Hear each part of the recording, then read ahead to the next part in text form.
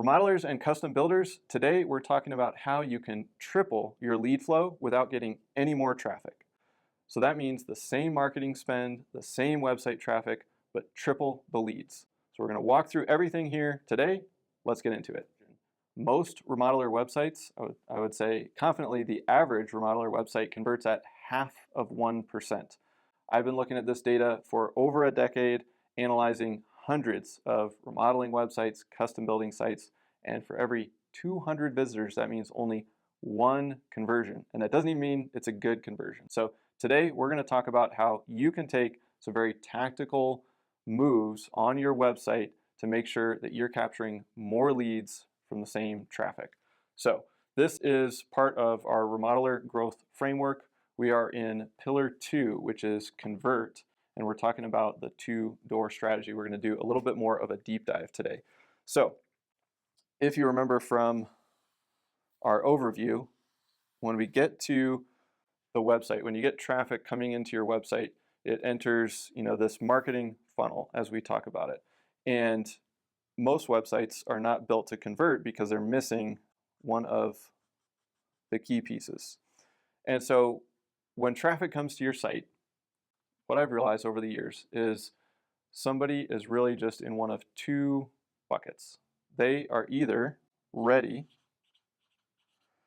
meaning they're ready to talk to you. That means they've done all their research, they've been planning, they've been saving up, they're finally ready to start that kitchen remodel. So that means they actually do want to fill out a contact us form, call your business, fill out a schedule a consultation form, but they're ready to talk to sales. This is only about 4% of the market. Then we have everyone else, and they are researching. And this is about 96% of the market. Almost everyone is missing a huge part of capturing these people here. And so we talked about using the 2-door strategy in the overview video, and I'm just going to refresh it, and then we're going to deep dive into how you can actually improve your conversion rate using this. So if we look at researching, we need a door for these people, and if we look at ready, we need a door for these people. A lot of marketers will talk about, hey, people are at the top of the funnel, the middle of the funnel, the bottom of the funnel. At the end of the day, somebody either wants to talk to somebody in sales or they're not ready to talk to somebody in sales, which is why we break it up this way, which is somebody is researching, planning, thinking about that remodel, or they're ready to get the project started. So all that being said, let's look at some quick math. So if we take the typical remodeler or custom builder website and you get 200 visitors to your website, if you are converting the average, which is 0.5%, that's very common. If you go and take your Google Analytics traffic and divide it by the number of leads that you get, I bet you are fairly close to this percentage. But that means you're getting one lead for every 200 visitors. What we want to do is we want to ratchet that up. And so I'm going to give us kind of a little benchmark here. But if you get 200 and you convert it at 1.5%, which is a full percentage point there, but really what that is a tripling of your conversion rate, 0.5% to 1% to 1.5, you get 3 leads. Now, at these traffic volumes, this doesn't feel like a lot. But as you grow your traffic, this starts to compound in a big, big way. Again, you can just add zeros on here. Let's say you get 2,000 visitors a month and you're getting 10 leads. 2,000 here, you're getting 30 leads. So again, we're just going to throw those on here. We're just going to throw some zeros on here because this is probably more in line with the average. You're getting somewhere around 500, 1,000 visits, maybe 2,000 visits a month. 10 leads to 30 leads. Again, this starts to look like a bigger deal, but multiply this over a year, and this person's getting 120 leads, and this business is getting 360 leads. You can see very quickly how you would be able to scale your business a lot more effectively with triple the leads. Now, we have some clients that are converting 2, 2.5, 3, 4% even on their website, and I'm going to show you how you can go from here to here and even beyond. And so the goal is, if you are sitting right here, we want to drive that number up, because every dollar that you invest into SEO or paid ads, that traffic is coming into your website and it's going to flow through.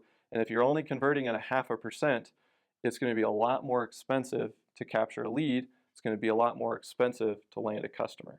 And so that's why this strategy and improving your website conversion rate has a big impact on decreasing your overall cost per lead, decreasing your cost per sales qualified lead, and ultimately decreasing what it costs you to bring in new customers every month and every year. Okay, so that's the math. We want to take you from the average to above average and beyond. And so we're going to look at several different areas. So let's go back here to our funnel. The way we capture ready leads right here are with what we call on-ramps. And so these are things like phone number, contact us, consult, or something like a meeting scheduler. But all of these, somebody is ready to talk to sales. And so we're giving people multiple options here. Up here, we're going to use a lead magnet. And so this could be something like a pricing guide. It could be a design guide, some sort of interactive quiz. But this meets somebody where they are. If they're researching, it allows them to give up their information. Hey, I'll trade my name and email in exchange for this pricing guide. And that is a way we can capture a lead. So strategy tactic number one is, just by adding 2 doors to your website, a lead magnet and several on-ramps, you should see your conversion rate start to go up. But beyond that, we need to talk a little bit more tactical in terms of how we can do that. And so we're going to look at the different components that go into how do you actually deploy a lead magnet and a strategy around that so that we can get more people filling out that form. So we're going to start up here with calls to action, or your CTAs. So when somebody lands on your website and they are browsing, we want to place calls to action, which are just graphical buttons. Sometimes they can be very design heavy. They can be as basic as just like a little square that has a background color and some text and says download our guide.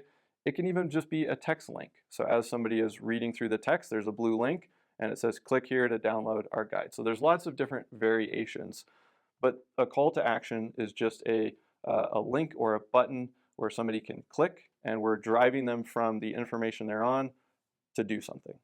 So we're going to talk about the lead magnet as an example here. If I am on your website and I want to do a kitchen remodel, I land on your homepage and then I'm browsing around. I click over to the kitchen services page.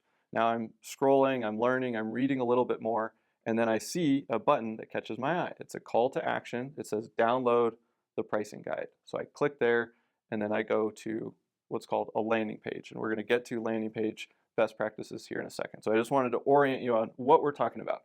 So let's talk about some best practices when it comes to calls to action, because that's the first step. We basically need a lead magnet, we need a call to action, and we need a landing page. Those are kind of the 3 components that go into capturing a lead. So let's start with some best practices here. First of all, we want this to stand out. So typically you're going to have contrasting colors.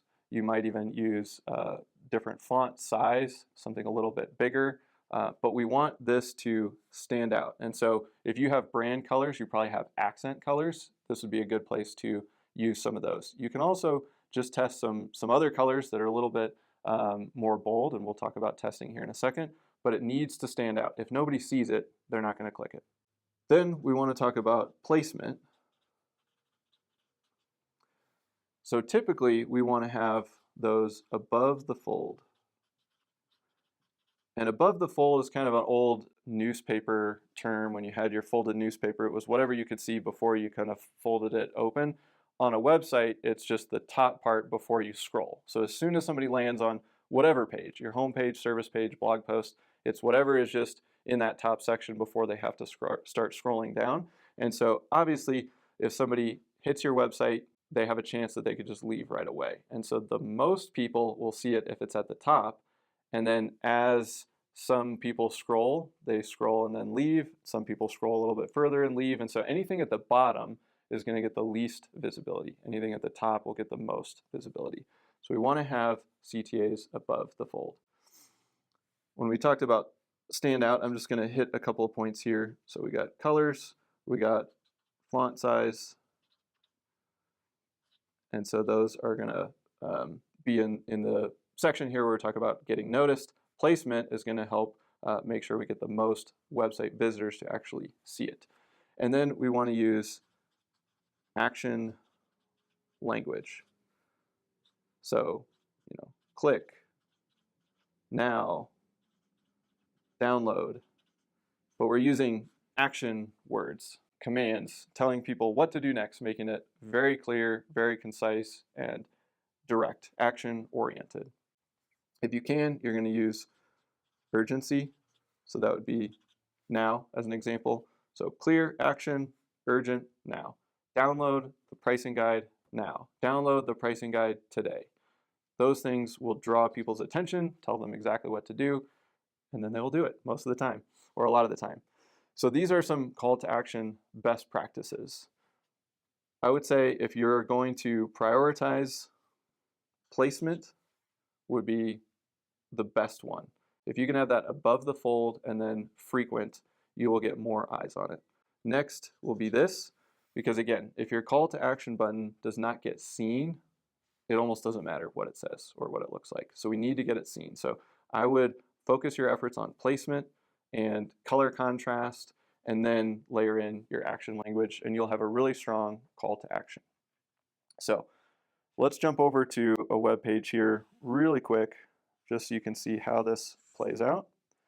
This would be your header up at the top and your navigation. This would be your footer. This might be, you got like a big hero image here. And then you could place 2 CTAs here. And so these buttons, that's what we're talking about here. One would be for this door, might be pricing guide. Another one would be an on-ramp, contact us. As somebody is scrolling down, if this is a 1-column page, you might have some text, you might have a photo, some more text. You can embed your CTAs along the way. And so as you're going down, first chance, first opportunity, hey, I landed on the site, boom, I can just convert them right away. They're learning more, they're scrolling down, they're moving down the page. Now I give them another chance.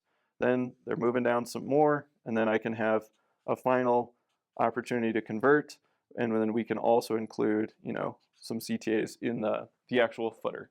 So there are lots of places that you can put your calls to action, and I do recommend putting them in multiple places.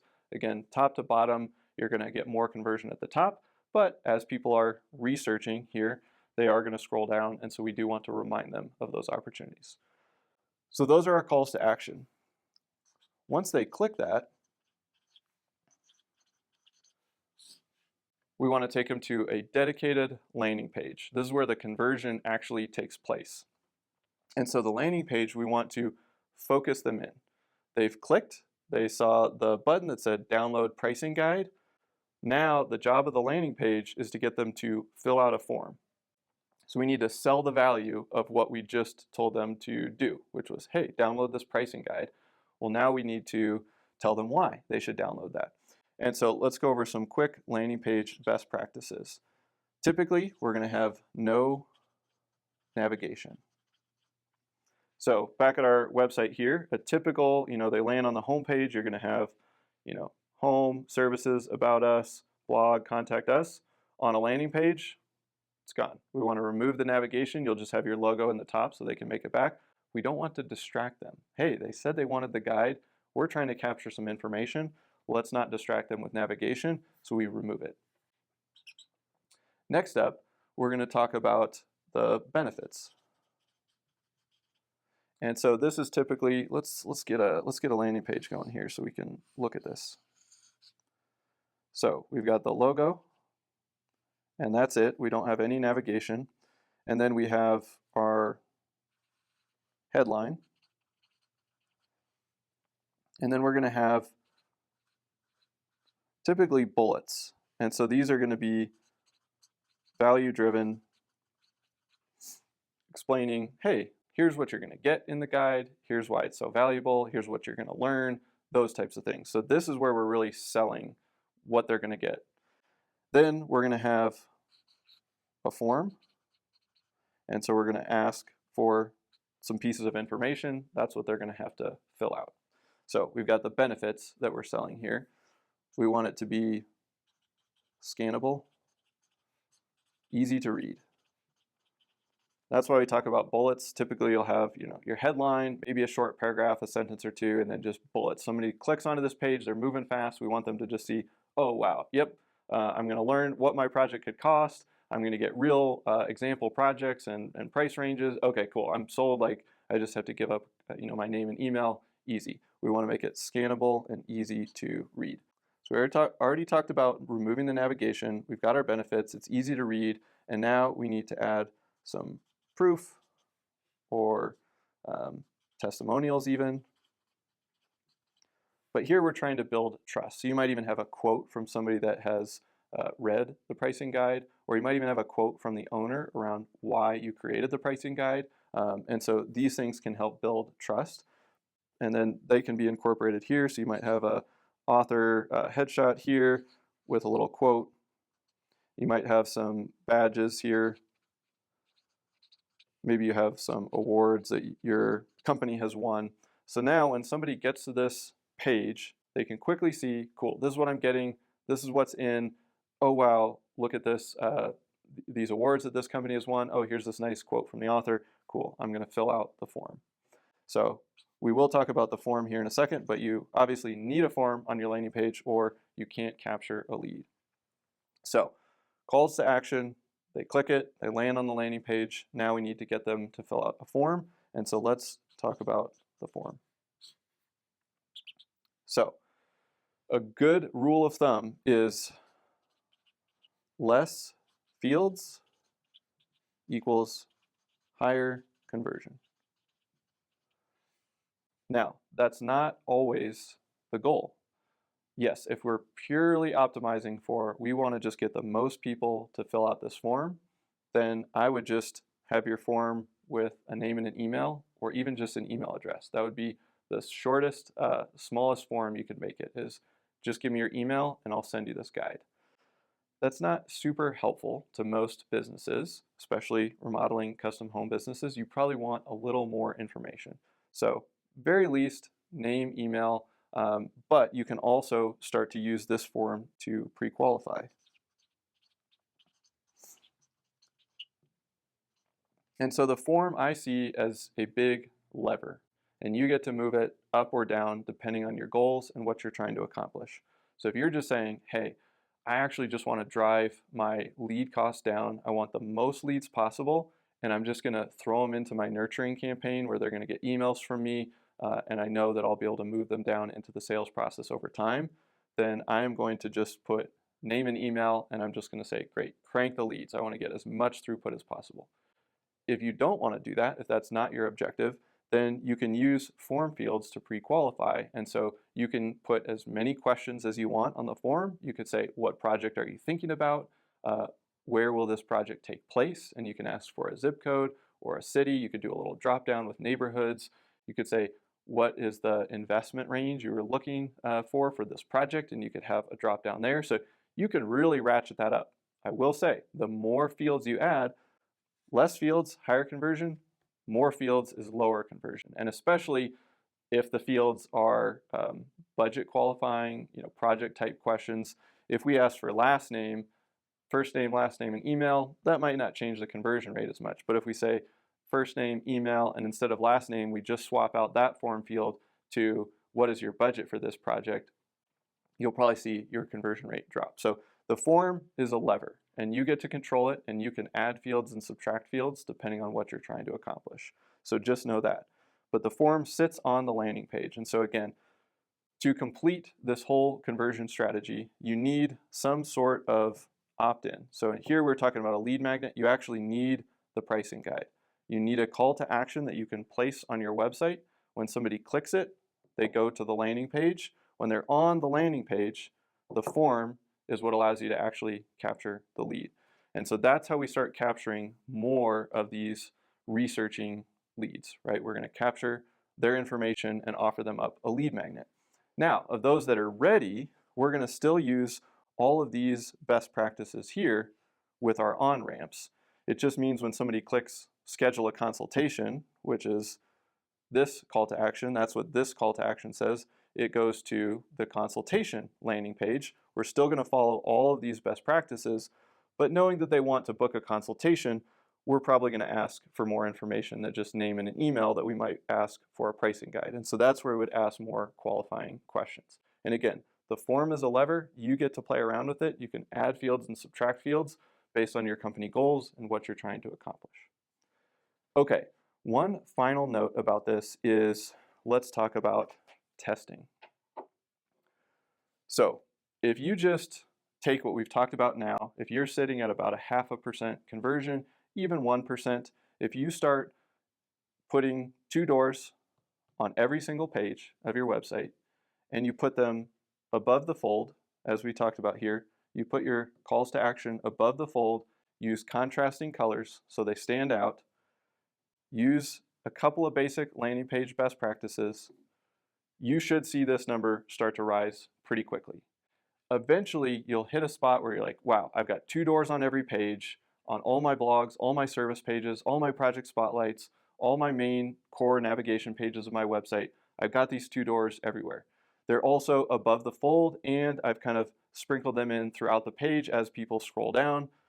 I'm using contrasting colors. You'll eventually see this will start to plateau, and you'll kind of reach a spot where you're, okay, I'm at 2%. I roughly convert at 2%. The way that you improve that is through testing. And so you can do A/B tests. And you need some software to do this, and there's lots of different software that allows you to do it. We use HubSpot, but there's tons of tools. You can A/B test your calls to action. So what that looks like is you basically tell the software, hey, I'm putting this pricing guide call to action here, and it's a red button and it says download pricing guide. You can offer a B option that says download pricing guide, but it's a blue button. So in that case, you're basically saying, I'm testing the color, red or blue. What's going to get more clicks? You'll let that run for probably a few months. Depending on your traffic volume, you really should let that run for a little while to make sure you have enough data that actually tells you. But over time, let's say over 30, 60 days, you can see, wow, red gets 50% more clicks. Cool, red is now your winner. And then you can test something else. You might say, cool, I like red. Now let's change the text. We said download pricing guide. Now we're gonna say, get your free pricing guide, but they're both red. And then you might see, oh, that one beat this one out by 20%. That's now your winner.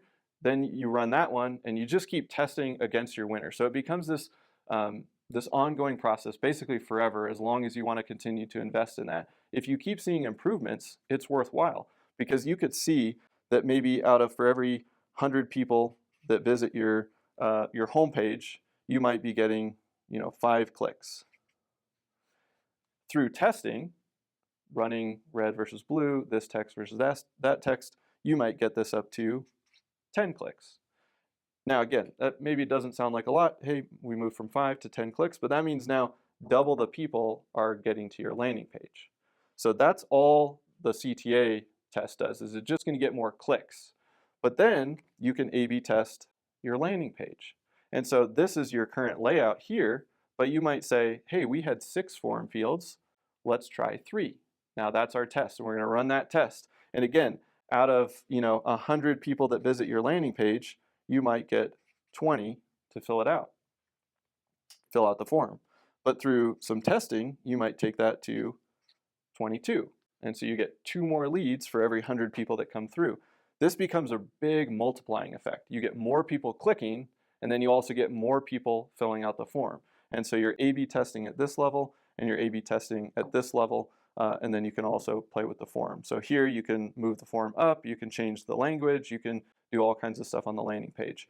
And so I wouldn't recommend spending a ton of effort in testing land until you've done the basics. You've got 2 doors on every page, you're following these best practices, and you've ratcheted up your conversion rate. This is the low-hanging fruit, taking your site from 0.5% or 1% up to 1.5 to 2%, just following the core basics. Once you've hit a plateau, then start testing to see if you can squeeze out a little bit more conversion.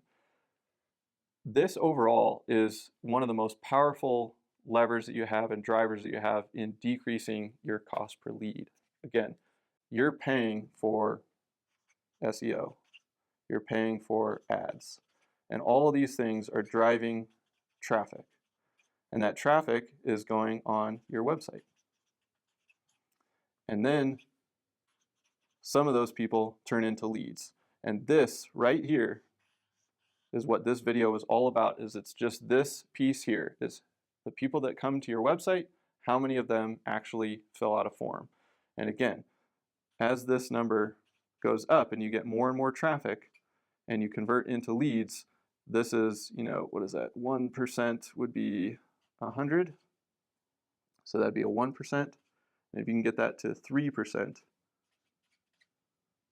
this makes a huge, huge difference in your business. And again, that assumes traffic stays the same. That means your spend stays the same. And if you spend the same money, you get the same traffic, but you get triple the leads, your cost per lead could go from, say, 300 down to 100. You're cutting your cost per lead down by quite a bit. So hopefully this was helpful in understanding at a deeper level how to implement the 2-door strategy, but making sure that you're using some best practices with your calls to action, your landing pages, and your forms. And with that, we'll see you next time here on Builder Funnel TV.